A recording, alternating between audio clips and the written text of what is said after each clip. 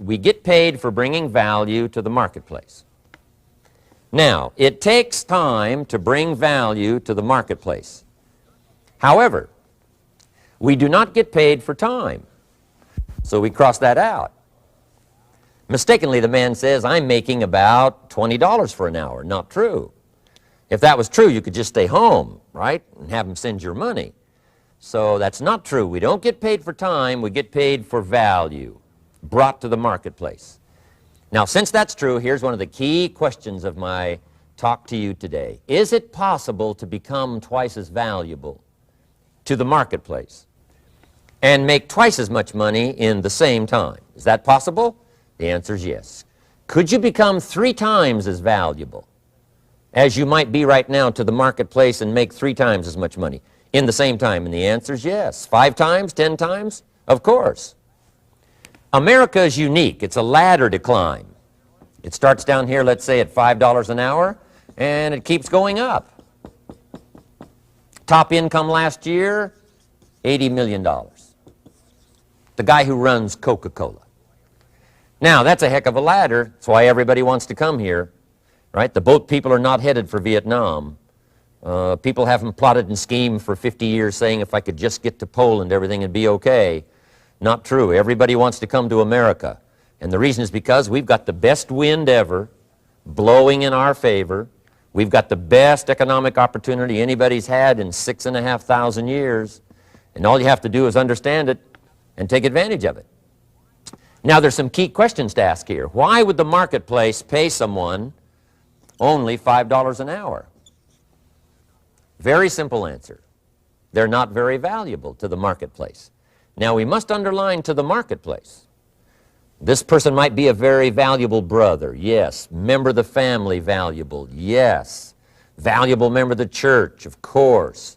Valuable citizen of the country, yes. Valuable in the sight of God, no doubt. We're all of equal value in the sight of God. But if you're not very valuable to the marketplace, you don't get much money. You say, well, it shouldn't be that way. Well, then you got to start your own country. You know, this one's been in process for 200 years, and this is the best we've been able to come up with so far. But here's the key. You don't have to stay here. Now, there was a big debate in Congress last year that this $5 was not enough, should be 6, should be 6, should be 6. But we don't need legislation. 6 is already on this ladder. The next step up. You know, if you work for McDonald's, they'll pay you $5 an hour to take out the trash. If you whistle while you take out the trash, they'll pay you $6 an hour. So we don't need that legislation. You just need to take lessons on how to whistle. Have a good attitude. Now, as you begin to climb this ladder, why would the marketplace pay some people $50 an hour? Answer, evidently, they must be more valuable to the marketplace. 10 times more valuable. And is that possible for someone to be 10 times more valuable and earn $50 an hour instead of 5? And the answer is yes. That's what America is all about. Now, why would the marketplace pay some people $500 an hour? Evidently, this person must be much more valuable to the marketplace. That's what's important to understand, to the marketplace. And would the marketplace pay one person $80 million for 1 year's work? And the answer is, of course. If you helped a company make $1 billion, would they pay you $80 million? I'm telling you, it is possible. And that's why America is so exciting. That's why this financial ladder is so exciting. It's possible for all of this to come true for all of you, no matter where you start. As a student in school, just getting started out there in the workplace, this is all possible for you. Now, Mr. Schoaf gave me the clue on how to climb this ladder as high as I wanted to climb. Now, we're talking primarily economics here. There's a lot of other ways to become valuable to your family, valuable to your friends, valuable to the community, valuable to the team, right? Valuable to the team effort, valuable to the concert. But here's what he said to me. In climbing this ladder economically, all you have to do is work harder on yourself than you do on your job. Once I heard that, it made sense to me. I kept hoping that everything else would change around me, found out that if I went to work on myself, worked on my skills, worked on my language, if I became better than I was each year, if I grew in skills and language and vocabulary and competence, then I would become attractive to the marketplace. Not very long ago, a company called me and said, Mr. Rohn, we're expanding internationally. We'd like to have a bit of your expertise to help us. Would you give us a bit of your time? We'll add some millions to your fortune. And I said, okay. And I thought later, isn't that interesting they would call me? Then my second thought was, of course they'd call me. Who else would they call? I can get the job done. Now, what a contrast for me, farm boy from Idaho, raised in obscurity, parents of modest means, broke when I was 25. How come I would get a telephone call and someone offer me a lot of money to help them in expanding around the world? Simple answer, evidently, something happened to me between age 25 and where I am today. And I can tell you where it all started. From my teacher, Mr. Schoaf, who said to me, we don't have to change what's going on out there. That's the wind that's blowing. All we have to do is change what's going on in here. And now there's several ways to do that on personal development. And let me give you those ways. Here's the first one. We must learn from personal experience.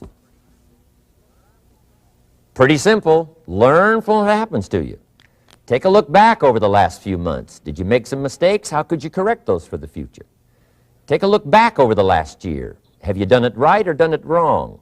Let's correct it for the next year. Learn from your personal experience. Mr. Schoaf asked me when I first met him, he said, Mr. Rohn, how are you doing? You've been out there now 6 years. And I said, I'm not doing very well. He said, I suggest you not do that anymore. What a simple, swift analysis to my situation. He said, if you keep doing it, the next 6 years will be like the last 6. You don't want that to happen. Let's make the changes. So learn from your personal experience. Now here's number 2, why I came to share this video experience with you today.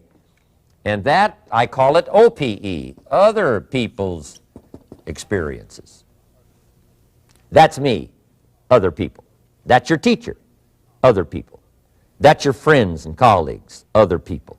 The people you meet that can pass along to you their experiences, what's happened to them, the mistakes they made, how they corrected them, how they changed their health and changed their bank account and changed their income and changed their future. That's it, other people. Now there's 2 kinds of people to learn from. One is failures. It's too bad failures don't give seminars, right? That would be valuable. Bring your notebook, have them tell you how they lost it all and threw it all away, threw their health away and threw their friendships away and things didn't work out well. That would be valuable. But now then we must also learn from positive, people that have done well. They've got the health, and so we ask them, how did you become so healthy? They've got the skills, so we ask them, how did you become this skillful? They've got the income, so we ask them, how did you get here in such a short period of time? So now here's what's important in personal development. In learning from other people, we learn, number 1, by observation. We learn what we see, we watch people that are successful in what they do. In sports, we watch their disciplines. In business, we watch their disciplines. By observation, what we can see. The reason I created this video is something that you could see someone's experiences translated for you. Second, we learn by what we hear. I've got some of my lectures on cassette tapes, so you can take them with you wherever you go and learn by listening. Turn your car into a mobile classroom and listen. And then listen to the sermon on Sunday morning. Listen to the lectures. Listen to the teacher. Listen to someone who's got something good to say. And then number 3 is vitally important on personal development, and that is read all the books you can possibly read in your lifetime. Mr. Schoaf got me started on my library. I've got one of the better libraries. Haven't read everything in it, but I feel smarter just walking in it. My library. At least I was smart enough to buy it. Now I got to be smart enough to read it. And then, of course, I got to be smart enough to decide what's valuable and then do it. But this one is very important. Become a good reader. Some books that helped change my life. Mr. Schoaf recommended, of course, the Bible. And my parents made sure I was a pretty good scholar by the time I was 18. That's been so beneficial for me, drawing from those illustrations, reading about those stories, people who made it and people who didn't make it and what the difference was. And then other books that helped to really change my life. One called Think and Grow Rich by Napoleon Hill. And then a book that helped me become financially independent by the time I was 31. And that book is called The Richest Man in Babylon by George Clason. And I'm going to share a little bit of that book with you when I get to financial independence today, our third subject.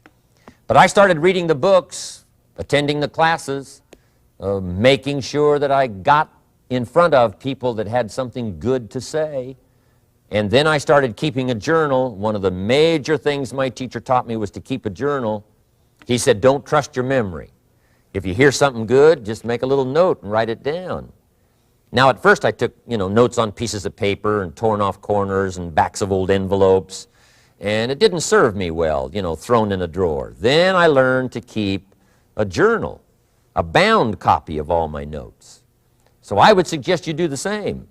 Things that impress you, a poem that impresses you. When you attend a class, some of the ideas that impressed you, jot them down. You read something in a magazine, right? Some ideas, take those out, put them in your journal. Keep a good journal the rest of your life. This will serve you well. My journals make up a significant portion of my own library. And if you saw my library and saw my journals, I tell you what you'd have to say. This is the library, and these are the journals of a very serious student. No wonder Mr. Rohn is invited to lecture and speak on his experiences around the world. So I want the same thing to happen to you. Value captured that you can resort to later, go back over it and review it, and let it become valuable to you. So that's my first subject, personal development.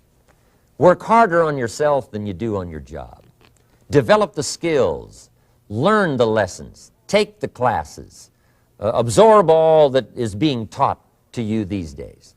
And then later on, of course, you can sort it out, what's valuable to you and how to refine it for your business and for your life and for your future. But the main thing is to get it and start this process of personal change, personal development. And let me say it one more time. If you will change, everything will change for you. You'll never be the same. You'll keep growing. As you look back on a few months, look back on a few years, you won't believe the progress you can make. Economically, your relationship with your family, your friends, and whether you're in sports or economics or whatever, I'm telling you, that whole process of committing yourself for personal change, personal value, can really make your life unique and worthwhile.